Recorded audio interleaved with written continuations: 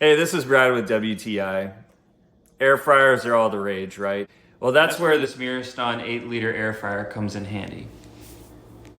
What's nice is it's got a big capacity so that you can cook up things in large amounts. That way everybody gets a little bit of the deliciousness. So we use it a lot for the kids for like a quick lunch, and we're able to get them some nice hot food without too much trouble. We like being able to see what's going on with the food because, sometimes you're not quite sure how many minutes to put it in there and what it's doing, but you can look in the window, it's got a light.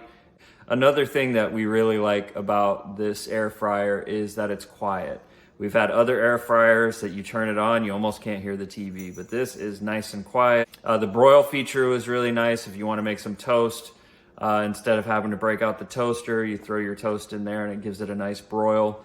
So another nice feature about it is the container is dishwasher safe, so you can throw it in the dishwasher to clean it, and that makes things a lot easier, and that's my point of view.